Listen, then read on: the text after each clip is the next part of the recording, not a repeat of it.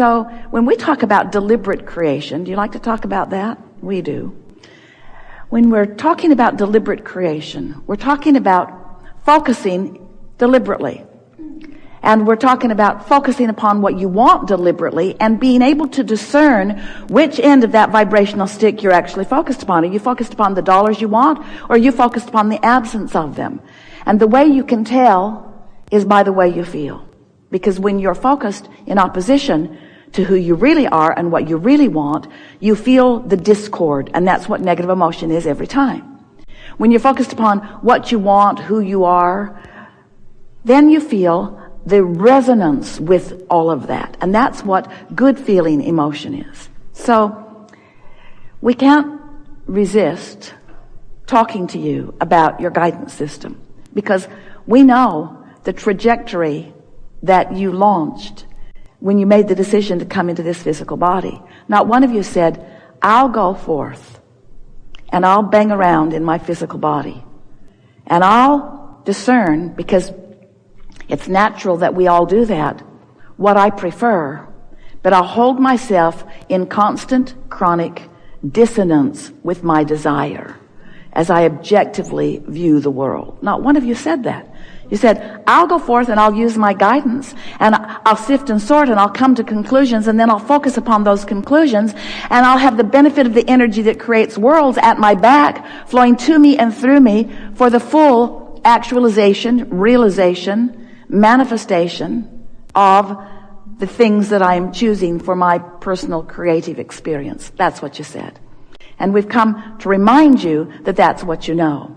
And we notice that all day long you notice that you know it, but sometimes you don't realize what you're noticing that you know. In other words, if you really remembered what we're telling you here, then you would not tolerate negative emotion. When you thought a thought that was detrimental to you, meaning it doesn't feel good, one of those critical thoughts, when you're looking at something and calling it wrong or bad, when you are discounting your own value or someone else's, and you feel that negative emotion, if you were really in tune with who you are, whenever you would do that, you would feel how off the trajectory, how off the true path of who you are being in the moment of that thought. And it isn't an easy thing to correct course when there's a lot of momentum going. Momentum is such an interesting thing. Think about momentum, you know. Roll something down a hill, the momentum, you know about it. Esther remembers as a teenager, she and a friend dislodged a large boulder on top of the mountain up over their little town. Thinking back, she doesn't know what they were thinking. Clearly, they just wanted to see if they could do it. Two girls, they weren't even that strong. But it was a big rock, and it was sort of teetering, and it just looked like it might be fun. And they got it loose, and then it started to roll, and it rolled, and it bounced higher and higher. It was incredible. It was bouncing almost as high as the top of the trees, and then it rolled across the highway. And fortunately, no one was coming by at the time. And that's when Esther really understood momentum. Oh, didn't mean to do that. But no way of stopping it once it had really got rolling. And so that's sort of what you say to us from time to time, or it sounds the same. Abraham, I've jumped out of an airplane. I do not have a parachute. What do you think I should do now? And we say, hang on, it'll be over in just a little bit. Because there is a momentum that is unlikely unless Spider-Man or someone like that, the man of steel. Esther watched it on the airplane and she thought it was nice how he could fly faster than things could fall from the sky. But in the world that you live in, there is a momentum that you understand.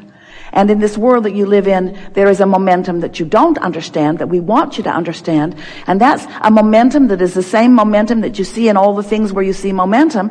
And that is the momentum of vibration. It is the momentum of thought. So when you've been practicing a thought and it serves you, then the manifestations around you give you the benefit of that momentum. We just want you to know that there's a way for you to know what momentum of thought you've got going before it begins to actualize, before it gets so big that it is more difficult for you to turn it around or to cease it or to redirect it, to redirect the trajectory of the inertia or the momentum or the trajectory. You can do it, but you've been going about it in a rather hard way. So over time, we've written several books, and all of them are filled with processes to help you redirect the trajectory once you ascertain that it may be moving in a direction of something you don't want. The very first conversation that we had with you through Esther in this way was the subject of pivoting. Well, I know what I don't want. What is it that I do want? And if you start out in the really early part of that subject, well, I know what I don't want. What is it that I do want? You can pivot or change the trajectory of your thought immediately. But if you've been thinking that, if your mother and father thought that, if you live in a neighborhood where they think that, if there's a lot of momentum going about that, and you just suddenly say, well, I don't like that thought, I'm going to choose that thought, it's unlikely that you're going to choose a new thought immediately because there's momentum. Your point of attraction is such. And you defend yourselves, and we appreciate it. You defend yourselves by saying, as Esther said to us on many occasions, but Abraham, it's true. I know I'm thinking a negative thought, but I don't think I'm unwise in thinking or speaking this negative thought because it is a truth that I am speaking. And we explained to her on many occasions, there are many things that have already gathered enough momentum that they have manifested into what you call a true experience, that you want to live. Give those your attention. But there are many things that have manifested into reality that you don't want to experience, that you don't want to be up close to. Do not give those your attention. Do not let the criteria be, is it real? Because you're the creator of reality. That's like saying, well, I'm giving my attention to this because a lot of people have given their attention to that, and because they've given their attention to that, they've created enough of it that it's sort of rampant in our society. So I now feel an obligation to make myself part of that trajectory or part of that momentum. And we say, really? Isn't there something within you that makes you want to be more deliberate about the things that you become a part of? So you were born with a guidance system. You came from non-physical. You get that? Some do. Some are not so sure. And it's because you don't remember that. You can sense it. You can get so good at being in the vibrational frequency of it that you can not just sense what was, but know what is. And by that we mean you were non-physical energy before you came into this physical body, and the larger part of you still is non-physical energy.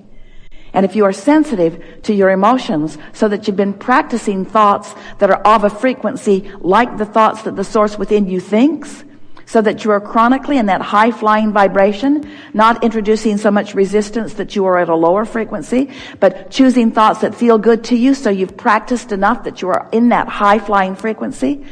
If you've been doing that for a while, then we don't have to explain to you that you were source energy or that the larger part of you still is, because you know, you feel on a regular basis that guiding hand, that light that knows, that intelligence, that infinite intelligence flowing through you. You feel the inspiration of that connection. But most humans are not chronically enough in that high frequency because, bless your hearts, you are observing the reality of life and speaking about the reality of life in all of its vastness to one another so much that you are continually introducing unnecessary resistance to your frequency, and in doing so, holding yourself out of resonance with Source, and that's what makes you feel like you're so on your own. It's what makes you feel unworthy. We want you to know that when you get hold of the notion that you are source energy in a physical body, and when you begin to care about the way you feel, and you begin guiding your thoughts so that they are progressively feeling better and better until you are chronically holding yourself in the higher frequency, so that source energy is pouring through you on a more regular basis, your sense of who you are, your sense of worthiness, and your obvious productivity as the clarity courses through you. And those who are watching you can feel the power. They can feel your empowerment. They can feel your joy. They can feel your friskiness. They can feel the freedom that you know and feel. Once you start doing that, and you can do it more easily than you know, we're going to tell you about it. We're going to show you what to do. We're going to tell you the easiest way to do it. And we're going to set you on a path, if you want, a 30-day trajectory where if you will play with this for a little while, 30 days from today, you can be chronically in that high frequency of that high-flying vibration that is really you. And the things that you have been asking for will then show up in your experience in ways that you don't just sense them, but others can see them.